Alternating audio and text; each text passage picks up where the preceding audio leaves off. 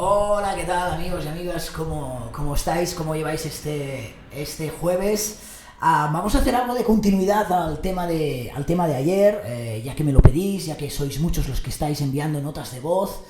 Vamos a tener que hacer pronto un directo para hablar de la renovación, de los despidos. Cada uno puede atribuirle el sustantivo, el verbo que quiera, pero al final no deja de ser lo que ayer os comenté, ¿no? Los grandes cambios de Sálvame, que al final lo que hacen, de alguna manera, es darnos la razón a todos aquellos que llevamos ya meses asegurando que el programa va a la deriva, que el programa se hunde, y que el programa va a la deriva y se hunde, entre otras muchísimas cosas, por las malas prácticas y especialmente el insulto al espectador con la imposición de esa voz única que se estableció durante los últimos meses. Para mí esto es un tema clave. A ver, al final, chicos y chicas, podemos hacer aquí un diagnóstico universitario de trabajo de final de carrera, que le dicen ahora a los jóvenes, ¿no? TFG, TFC, perdón, trabajo de final de carrera, un TFC. Y daría para mucho, porque al final son casi 14 años de programa y no todo lo que ha sucedido estos meses tiene que ver con los cambios en Sálvame. Al final también tenemos que entender que cuando un programa se alarga durante tanto tiempo, hay un evidente desgaste, ¿no? Hay un evidente desgaste por el tiempo, porque las fórmulas no son eternas, porque los personajes al final también se erosionan, porque hay una serie de tramas de las que, según mi forma de entender, se ha abusado sistemáticamente, con una serie de clanes familiares que han ocupado excesivos titulares y excesivas horas de emisión cuando no había noticia real. Pero al final hay una evolución que marcó el programa, una evolución. Yo diría que ha tenido Sálvame unas 3 fases aproximadamente, ¿no? Hasta llegar a la de hoy. La primera fue el inicio, un programa que pretendía ser algo así como una continuidad de los realities, en ese momento el Supervivientes de turno que había. Lo pusieron en una hora golfa, le quisieron dar ese tono canalla, ese tono golfo, para hablar precisamente de los contenidos de ese reality, y allí fue cuando se dieron cuenta que quizás podían unir el concepto reality con el concepto Aquí hay tomate, por ejemplo.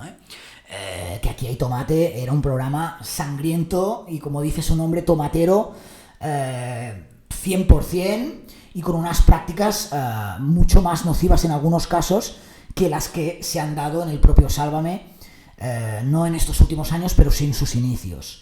Sálvame nació como una carta más bien canalla, pero ligada a la blanquedad de sus contenidos, ¿no? Algo así como un programa de cotilleo para hablar de los entresijos de los realities, que terminó siendo un programa del corazón, donde también tenían cabida contenidos de realities, porque muchos de los personajes que forman parte de la marca Sálvame están ligados o ligadas a otras marcas de esos realities. Estaba el espacio mucho más ligado al entretenimiento, hasta un punto que tuvieron que buscar ya finalmente polémicas entre ellos. Yo creo que ese es el segundo paso que da Sálvame tras unos años, que es que cuando se les terminan las polémicas o los focos de personajes externos al programa, se dan cuenta que también lo que les funciona muy bien es la intrapolémica, que digo yo, es decir, la polémica generada por los propios personajes del programa, que puede desembocar en enfrentamientos y en polémicas entre los propios colaboradores.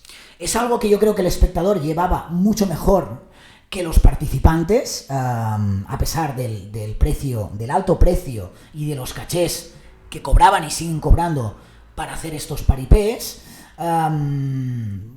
pero yo pienso que al final les seguía funcionando, porque eran unos enfrentamientos buscados, pero sin llegar a ese extremo caníbal al que han tenido que acudir en los últimos años porque, insisto, son muchos años, es mucho tiempo de emisión, son muchísimas las tramas que ya se les iban desgastando con el tiempo y necesitaban nuevas tramas.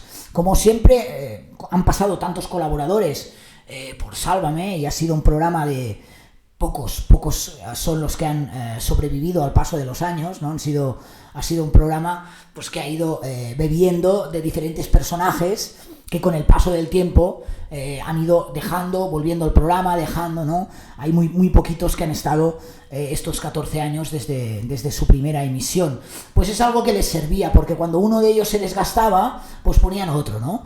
Y dentro de Sálvame existía algo así como una propia cantera interna, y que a ellos les funcionaba porque les permitía, en el caso de que no existiera un factor de actualidad muy potente, crear artificiosamente las polémicas. Pero yo creo que llega un punto, y aquí es el primer punto de inflexión, que estos artificios y estas polémicas se les va de las manos y entran en un terreno espinoso al que el espectador le empieza a molestar, porque claro, al final el espectador se identifica con determinados colaboradores, periodistas, personajes, es lógico y normal, ¿no? Tienes tus preferidos, tienes la gente que te cae mejor, que te cae peor. Entonces, cuando estos enfrentamientos se recrudecen, ¿no?, de alguna forma, y pasamos ya al terreno ya no de una simple pelea artificiosa con el show que comportaba eso, ¿no? De yo me voy al lavabo, te seguimos con la cámara, dime qué te pasa, lloros, es que yo no me encuentro bien aquí, no sé qué, es que mira lo que me ha dicho, pasillos por aquí, pasillos por allá, ahora os disfrazamos. Todo era como un universo ya dentro de la marca Sálvame, pero algo más blanco, hasta que tuvieron que redoblar tambores, porque claro, la oferta era cada vez más importante también en otras cadenas, y ejercieron ese canibalismo al que yo siempre me he referido, ya mucho más intenso, y en el que ya no se trataba de discutir, ¿no?, o de crear polémicas, sino que en algunos casos se ha tratado, o el programa ha tratado de hundir, ¿no?, a determinadas personas que en ese momento o porque no les favorecía su colaboración, o porque les favorecía hundirle por todo lo que podía comportar a nivel de personaje y de entorno, ¿no? De ahí que en la actualidad siempre digamos aquello de es que sois los menos indicados para dar determinadas lecciones, porque si acudimos a vuestra propia hemeroteca, son tantos años que han dado para muchísimas prácticas de dudosa moralidad, ¿vale? Algunas de ellas, por cierto, muy alejadas de ese feminismo que abanderáis en los últimos meses, porque se han producido vejaciones y persecuciones a mujeres con comentarios machistas, con comentarios indignos y con comentarios espeluznantes por parte de los propios colaboradores en ese plató. Digamos que hubo un momento en que vieron que tenían campo para correr, ¿de acuerdo? Y de alguna forma pensaron que podrían ir intensificando esas prácticas, porque cuanta más sangre, más audiencia.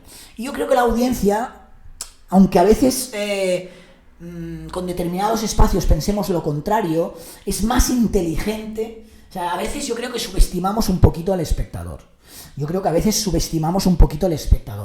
Y pienso que la audiencia, en algunos espacios, a pesar de que rápidamente se hacen targets, ¿no? A ver, ¿quién ve Sálvame? Personas que no sé qué, no. La audiencia es más inteligente de lo que a veces pensamos, y ya esas prácticas tan tenemos en cuenta que en Sálvame hay un target de gente mayor, ¿no? Y eso, a la gente mayor, ya intentar hundir a las personas, de alguna manera cargarse a determinados colaboradores, usando ya algunas estrategias que, insisto, eran de dudosa moralidad, eso ya echaba un poquito para atrás, eso ya... no, cuando nos entretenéis, bien. Si se trata de crear aquí una guerra campal a costa de terminar con o lo que parecía, ¿no? ya sabéis que esto luego hay una parte de realidad y una parte ficticia, ¿no? Pero en muchos casos realmente parecía que acudir a Sálvame era que en cualquier momento pudieran terminar con tu vida profesional, ¿no? Arrasar con todo, empezar a hurgar, ¿no? Empezar a excavar y localizar tus miserias actuales, de antaño, y hundirte públicamente. Yo creo que ese hundimiento, esa actitud de... no sé cómo llamarla, es una actitud que a veces es muy juvenil, ¿no? O muy de la época de la adolescencia, que se trata de como crear pequeñas manadas para hundir al más débil. Yo creo que eso ya no gustaba. Y al final nos vamos a la tercera/cuarta fase, que es cuando entra la carta de la docuserie de Rocío Carrasco, previamente, tras un cambio de chaqueta brutal, por muchos de los colaboradores y presentadores. No es el caso de Carlota, pero sí es el caso de otros y colaboradores de peso, permitido por los propios directores del programa, un cambio de chaqueta de personajes que llevaban años destruyendo la historia de Rocío Carrasco y asociándose con Antonio David. Un Antonio David, no olvidemos que ahora es muy crítico con La Fábrica de la Tele y con Sálvame, yo lo entiendo, porque le han hecho auténticas guarradas, pero no olvidemos que estuvo 1 año y medio trabajando para esos programas también, y que en ese momento no se quejaba. Eso también pienso que es importante destacarlo, porque a veces... no nos tenemos que olvidar de cómo han evolucionado los hechos, ¿no? Entonces, muchas personas estaban precisamente del lado de Antonio David, compraban absolutamente todos y cada una de sus explicaciones, y se dejaba a la otra parte, ¿no? Sistemáticamente. A Rocío Carrasco, a Fidel. Bueno, de Fidel se han llegado a decir en ese plató auténticas barbaridades. No me preguntéis por qué, pero sí que está claro que está ligado a un tema del famoso negocio y del dinero. Hay un cambio de tendencia. No sé si es que Rocío Carrasco se reúne con algunos de ellos, entra el factor emocional de por medio, también el dinero, y les hace ver que esto que se ha producido es una barbaridad y que hay un cambio de guión. Y algunos deciden que lo mejor para el negocio y para el programa es introducir este cambio de guión y cambiar de bando, ¿no? En cierta forma, abanderar la causa de Rocío Carrasco, venderlo como la gran mentira, no os olvidéis que lo vendieron así, como la gran mentira de la prensa del corazón, e intentar hacernos comulgar, y ese es el gran error, o uno de los grandes errores, intentar hacernos comulgar con su estrategia, a pesar de que judicialmente la causa estaba sobreseída. Es decir, de alguna manera,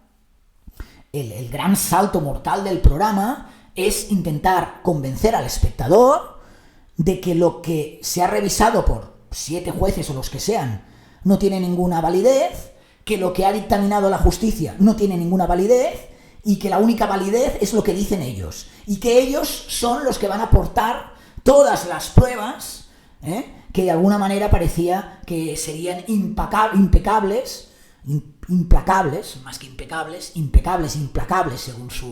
según su forma de entender, para volver a abrir la causa. Pero eso no era posible, no nos lo explicaban todo. Para abrir una causa hace falta muchísimo más de lo que se ha mostrado en una docuserie, que no deja de ser lo mismo que la Rocío Carrasco mostró en su momento, ¿no? De ahí que tengan esa necesidad, ¿no?, de que Antonio David, ¿y por qué no denuncia? ¿Y por qué no denuncia? ¿Y por qué no denuncia Antonio David? Antonio David no denuncia porque no va a reabrir ninguna causa, porque no tiene ninguna necesidad, cuando ya le ha dado la razón, de alguna manera, a la justicia, ¿vale? Entonces, claro, se empiezan a poner nerviosos. La docuserie tiene una acogida importante a nivel de audiencia. pero especialmente hay una repercusión social y política. Se acogen a esta repercusión para instrumentalizar los conceptos que desde aquí hemos ido desgranando en muchos casos, conceptos para los cuales se muestran como los pioneros en televisión a la hora de hablar de determinados conceptos que ya llevan en los medios de comunicación, en otros medios de comunicación serios, muchísimo más tiempo y muchísimos más años. Y en fin, llegamos a esa imposición de discurso único y a lo único que no te puedes permitir hacer como programa, que es escupir, ¿cuál llama? Escupir a tu propia audiencia. Escupir, en definitiva, a aquella audiencia que no ha comprado tu versión. Y pasamos de tener una media de 3,5 millones de espectadores, casi 4 en algunos casos, a tener una media de poco más de 1 millón de espectadores. De tener unas cuotas de pantalla que superaban cómodamente el 20 y el 21 y el 22%, a tener unas cuotas de pantalla 10 puntos por debajo, 9 puntos por debajo. Y aquí viene un punto importante, que es, viendo esto, nosotros podríamos haber hecho un volantazo, ¿no? Pero no la visteis venir. No la visteis venir y usasteis la autocomplacencia en ese propio discurso en el que el negocio, en este orden, el ego, yo creo que el negocio / ego más la prepotencia, os pudo. Y hoy creo que es de justicia, que recordemos la figura de Antonio Canales, el bailador. En esa intervención, la última intervención, de hecho, porque lo despedían de Sálvame, creo que fue, no sé si finales de agosto o septiembre, no lo recuerdo, creo que en septiembre, y que significó el primer vídeo para este canal, porque de alguna forma se convirtió en la disidencia. Y aquello que les dijo Antonio Canales, y que desde aquí, jajajaja, por cómo lo ha dicho y todo, fíjate tú que finalmente muchas de las cosas que en aquel momento tenso para Carlota Corredera, del te veo nervioso, y el otro, no, nervioso, no estoy enfadado ni nervioso, y pum, simplemente que las novelas turcas, es que les decía esto, Antonio Canales en cierto modo le decía que no habían tratado bien al espectador, que le habían dado la espalda, que las novelas turcas subían con fuerza, que cada vez se hundían más, y se ha ido cumpliendo prácticamente todos los preceptos que en aquel momento expuso Antonio Canales. Pero ellos, lejos de no solo ver lo que les decía Antonio Canales, que también podía estar molesto por su no continuidad en el programa, sino el movimiento que ya hacía Chup Chup en las redes sociales, nos subimos a nuestro propio ego, y cuando en noviembre hay una concentración para reclamar, entre otras cosas, unas mejores prácticas periodísticas, nosotros lo que hacemos es ridiculizar aún más a todas esas personas, y las definimos como una charca. Es que son una charca. Pues la charca es en lo que se ha quedado finalmente Sálvame después de haber sido un pantano de gran densidad. Ahora es una auténtica charca. Y es una auténtica charca porque habéis tenido un año para hacer un volantazo que os pedía el espectador, pero os habéis atado tanto a vuestro particular caballo de Troya, que ha sido la historia y el negocio de Rocío Carrasco, que os habéis hundido todos con ella. Ayer lo decía y lo sigo manteniendo y lo titulo hoy en el vídeo. Rocío Carrasco ha sido el gran caballo de Troya, ha sido esa piedra que os faltaba poneros al cuello antes de tiraros al río. Porque es que por mucho que intentéis deshaceros de ella, la habéis convertido en un menhir tan grande, como los que llevaba Obélix, que ahora es imposible deshacerse de ello, no solo por el menhir, no solo por Rocío Carrasco, sino por el cambio de chaquetas generalizado que ha habido por parte de muchos colaboradores de ese programa, disparando de forma brutal a todo lo que era contrario a Rocío Carrasco, es decir, a Antonio David y a su familia. No os olvidéis de todo lo que habéis hecho durante Supervivientes con Olga Moreno. No os olvidéis de todo lo que habéis hecho con la figura de la hija de Rocío Carrasco, de su propia hija, de Rocío Flores. No os olvidéis lo que habéis hecho día tras día para hundir a unas personas por el simple hecho de intentar remar a favor de vuestro negocio sin escuchar lo que os decía muchísima gente de vuestra propia audiencia, que echaba de menos voces discordantes en ese discurso. Y aquí estamos, es que lo intentasteis todo. Fichar a Rocío Carrasco como colaboradora de Sálvame. Le dabais una sección, hable con ella. Un fracaso. 3 semanas duró. Anunciasteis a bombo y platillo la segunda parte de la docuserie con palomitas, solo os faltaron los fuegos artificiales en el plató. Una docuserie que no llegó en otoño gracias a, entre otras cosas, la intervención de su propia hermana, de Gloria Camila, ante la justicia. Ridiculizasteis a Gloria Camila por esta intervención, pero a día de hoy la única verdad es que estamos prácticamente a mes de abril y no tenemos docuserie. Reinventasteis la docuserie en un supuesto homenaje a Rocío Jurado, que terminó perjudicando a la propia artista, cargándoos también el sentimentalismo y la parte emocional de parte de audiencia, que también congeniaba mucho más con la madre que con la hija. Quisisteis convertir la figura de Rocío Jurado en aquello que ella en vida había detestado, y es ser un personaje del cual se saliera a relucir toda su intimidad.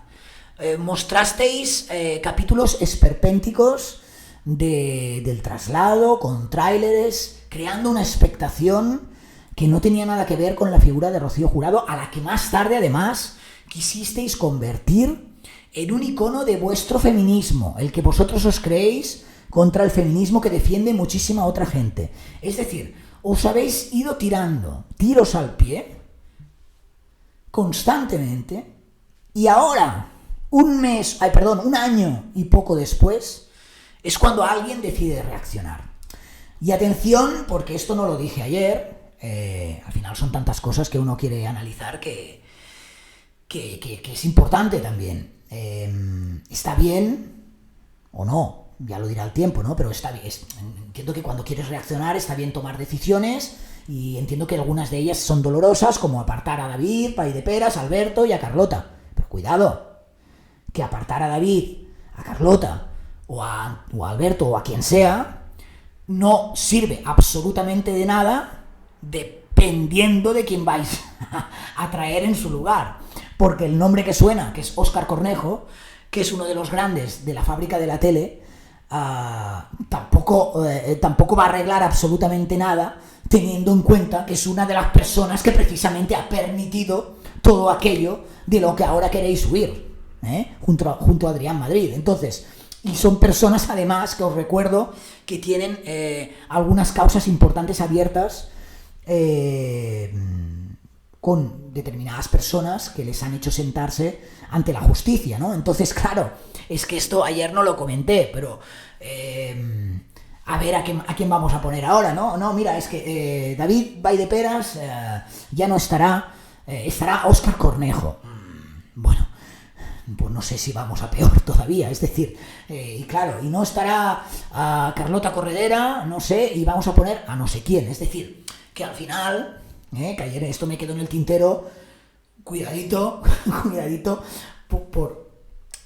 porque estamos, es decir, yo creo que no os estáis enterando, o si os estáis enterando, miráis hacia otro lado, de todo lo que viene a nivel de grupo en Mediaset, ¿no? Del cambio de manos, es decir, a mí me da la sensación que a partir de ahora en Mediaset, todo aquello que no funcione, sablazo y buen viento. Sablazo y buen viento.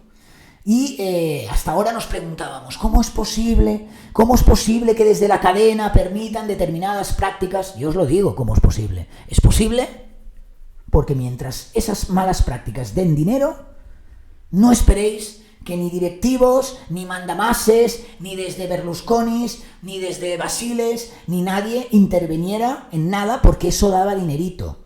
¿Cuál es el problema de esta intervención? Y esto también es que quiero dejarlo claro, no es que ellos hayan tenido un ataque de honradez y hayan visto que se estaban equivocando y que este no era el camino a seguir para hacer televisión.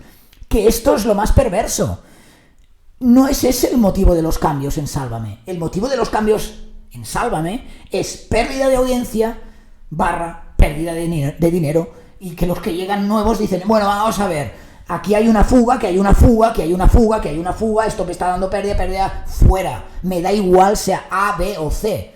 Es decir, la misma impunidad que tuvieron en su momento cuando veían el tipo de televisión que se estaba haciendo y les daba igual porque era un negocio que les daba dinero, ahora mismo es la misma impunidad con la que se llame Jorge Javier, Carlotas Correderas, la Fábrica de la Tele o quien sea. Si eso no es rentable, patapum, patada al culo y a cambiar el modelo, ¿eh? Y parece mentira que no lo veáis con algunos de los estrambóticos cambios que están sonando, ¿no? Como darle a Belén Esteban una sección como el diario de Patricia, que no sé si es cierto, pero si fuera cierto, que realmente es para ponerse las manos en la cabeza. Realmente así queréis reflotar el programa, ¿no? Y que vais a seguir manteniendo a Kikos, a Patiños, a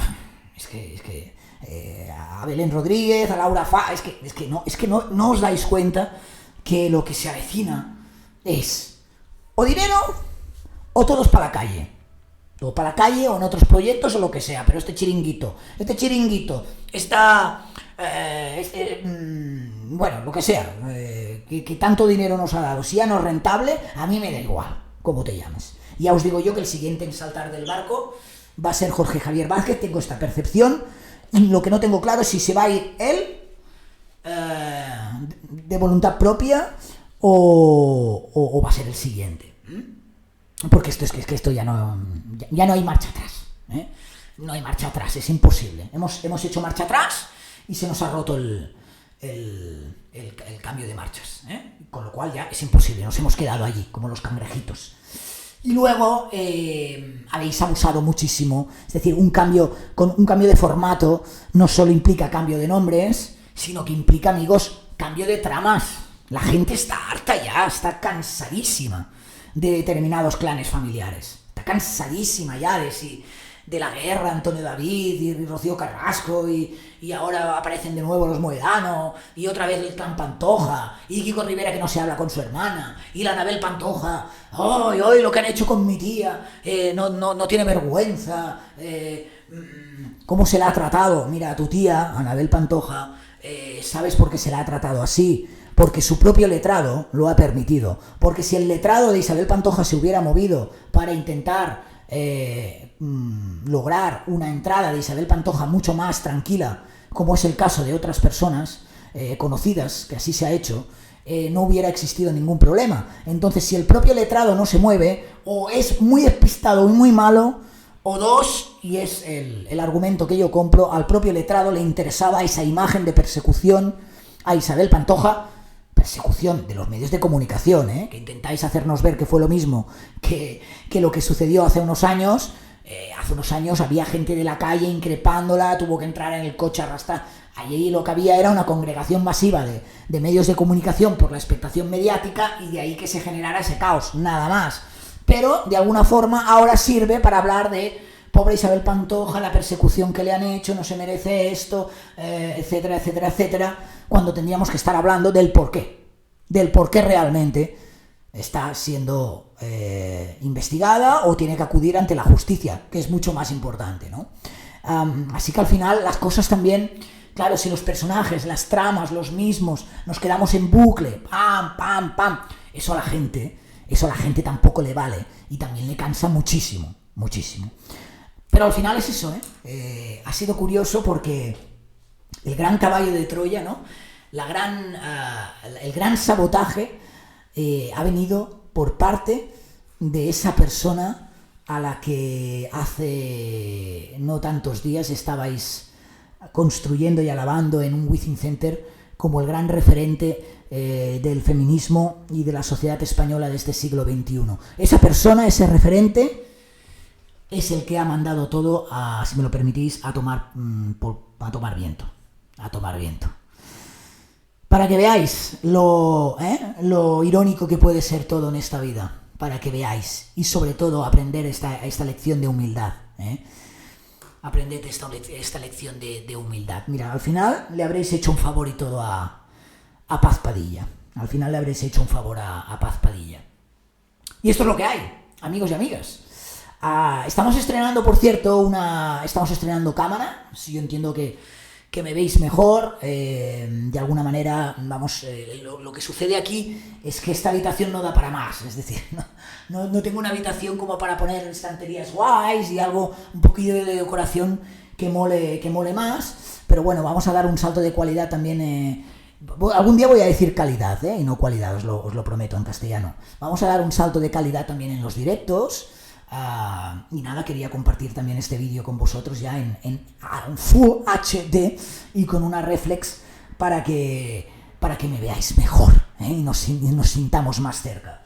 Lo que no ha terminado, lo que no ha cambiado por ahora es lo del cartel, pero lo voy a colgar ahí en la pared para que se vea bien, en ese blanco. Pero aquí lo tenéis, número de teléfono para participar, 664-637413, 664-637413. Espero vuestras botas, siempre diré botas de voz también, notas de voz, espero vuestras notas de voz. Y si queréis hacer transferencias, sabéis que también están los visums habilitados, ¿vale? 664-637413. Y nada... un placer estar por aquí. Creo que ahora me ha salido como una llama. Nos vemos mañana con más contenido. Y si os ha gustado el vídeo, sobre todo, hay que suscribirse y le dais al like y a la campanilla, que luego lo que pasa es que no nos enteramos de los nuevos vídeos. Espero que os haya gustado también el cambio de imagen y iremos alternando, y nos vemos. Mañana tengo un día duro, pero intentaré encontrar un huequecito para hacer algo y estar con vosotros, ¿vale? Besito para ellas, abrazo para ellos. Nos vemos pronto. Gracias por estar ahí. Chao. Adiós.